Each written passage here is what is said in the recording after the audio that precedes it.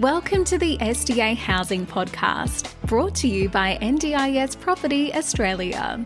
Before starting this episode, we need to provide a general disclaimer. Information contained in this podcast is general in nature only. It does not take into account the objectives, financial situation, or needs of any particular person. You need to consider your financial situation and needs before making any decisions based on the information in this podcast. And you should consider seeking independent and professional advice for your personal circumstances. All right, let's begin. Hi all, welcome to another podcast at NDIS Property Australia. I'm here with a special guest speaker, Rob Maxwell from Melbourne, one of our regular speakers. And welcome today, Rob. Thanks, Minh. Happy to be here. Let's talk about the critical, important matter of land supply and land contracts and build contracts in the marketplace in Victoria. What's the feedback you're getting from all your connections down there? Okay, as in our previous podcast, we talked about how land was very difficult to get. There was a lot more demand versus supply, and the time frames for titling were quite often 6 to 12 months to, if not longer. The latest trend on top of that, because of the fact that land is so in such shortage and there are still plenty of buyers, the trend now is that most developers that are selling the land are now making the contracts unconditional. So what that means is you cannot make it subject to finance for the land contract. So let's talk about how the normal process works around Australia first before we jump to this extreme scenario. So normally an investor, and I'm sure a lot of investors in the past will realise this, you submit an EOI to the land agent. That EOI is also provided to the builder. And within maybe a week or a few days, you get the land contract and the build contract issued to the investor to purchase, in which case they would sign the contracts subject to finance. And that would take probably another few more weeks for the client, the investor, to go to their broker or lender and get pre-approved finance. And most of the time, there might be a delay of that process happening, so they'll request an extension of finance approval, about 2 weeks. And then once the lender approves, then they contact their lawyer, who then contacts the land vendor and the builder to say their finance approved and they were unconditional, in which case they would then pay a deposit for the land contract and the build contracts. So that's the normal process, right, Rob? Correct. That's what traditionally it's been for most. So now, what is it now again? Do you want to rehash that process again now?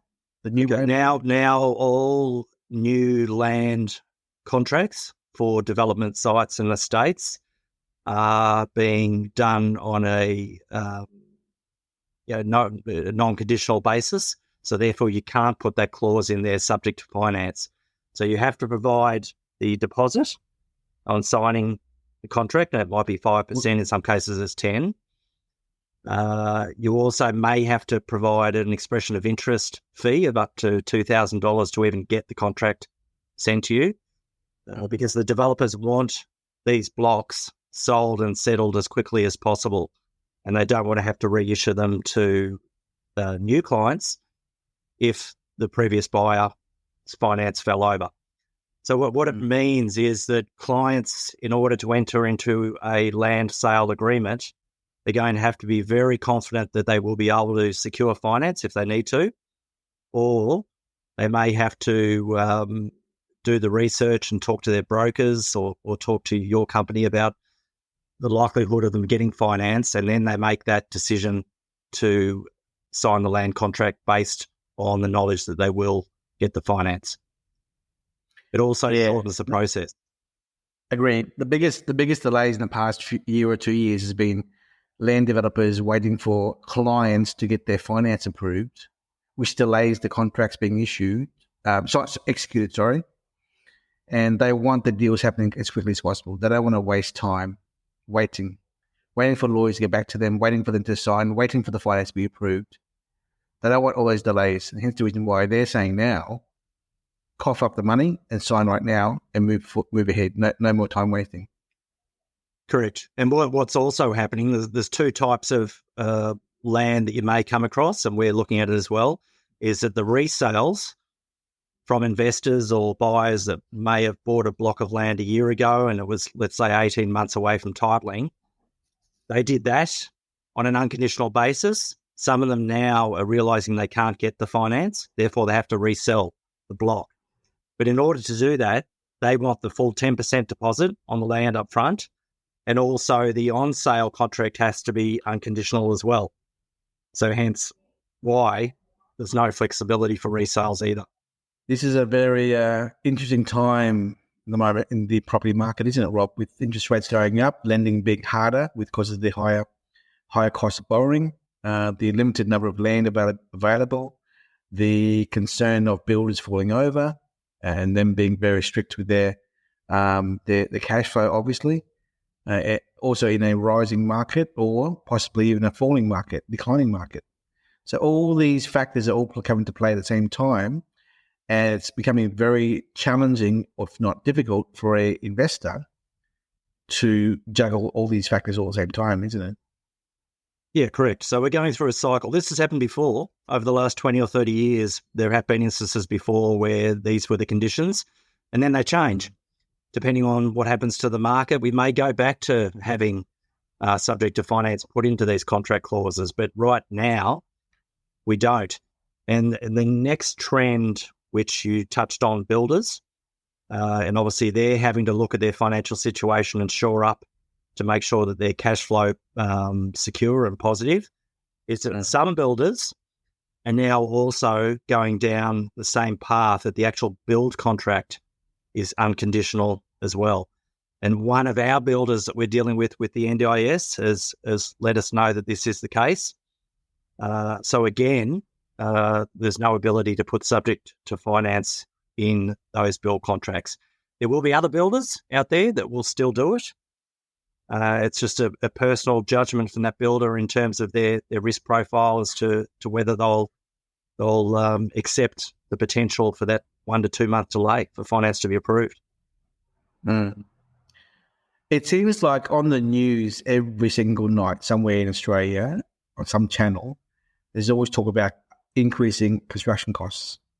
I read an article this morning, I think it was the Guardian News or the Fin Review. It was saying that the supply chain, 1/4 or 1/3 of all the cargo ships in the world are just sitting around or going through the Chinese ports. And because timber is a very critical part of the construction process, the lag time is 45 weeks for timber coming out of China to go as an export to Australia. And the supply chain issue is the be all and end all of builders here, isn't it, Rob? It is. And in my meeting the other day with the builder, he was using this as one reason why they can't accept subject to finance clauses anymore, that he has been made aware that concrete, costs of concrete is about to go up another 15% over the next month or two from even where it is now. And it's already gone up 30 to 50% in the last 6 to 12 months. And the other problem we've got in Melbourne, and this will be the same Australia-wide, and again, this is an example of where we are in the cycle, is that governments are starting to spend a lot of money on infrastructure projects. So in Melbourne, think of the tunnel that's being built, the Westgate Tunnel, and also there's the big tunnel and the train system that's being built throughout the city and the eastern and northern suburbs. What that means is that the concrete's in huge demand from big players like these government infrastructure projects. So therefore, the smaller builders that we're all dealing with are finding it hard to get a hold of that concrete, or if they can, they're having to pay a higher price because the demand is so huge. So it's just a perfect storm of cost increases. Yeah. And costs are not going to go down either. Mm. Not in the short term. Probably I have a thesis that they may settle in about 6 to 12 months' time, but generally house prices and the cost of building a home don't go down, do they? They just tend to pause. Go down? What are you talking about? Yeah, it doesn't happen. So therefore, your investors have to be very confident that their financial situation is strong, that they will get finance, and then they can enter into these contracts with confidence, and they'll still do very well out of it in the long run. Just sort of a few more hurdles to get across. Just for the benefit of our listeners, I mean, I'm sure most people know, but I want to reiterate it again. When you apply for finance with a bank for a home loan, that only lasts 90 days. Okay? So if you have a block of land which is going to be 6 to 12 months away, the only way to maintain your secure position is to reapply for finance every 3 months. So more applications every 3 months, more valuations every 3 months. You keep on going and going and going until you get to land titles, in which you need to have your finance in place, construction loan in place for your construction of the house, no matter what house it is, be it an apartment, a house, or an SDA house, or whatever. So when someone says, why can't I have a finance clause? Well, the reason being is the titles are so far away that even if you did have a finance clause, there's going to be a moot point because it expires in 3 months anyway. So that's the primary reason why so many off-the-plan house land packages are so often no finance clause associated with it. Correct. Yeah, you can only, banks only going to lend based on the circumstances at the particular time that they make the decision to lend the money, not 12 months before, because things can change, as we know. So the only risk there is the market risk of interest rates, and also the lending procedures of the banks, lending policies, and also the security of your job. I mean, if you lose your job, then that will affect your home loan application, obviously. Correct.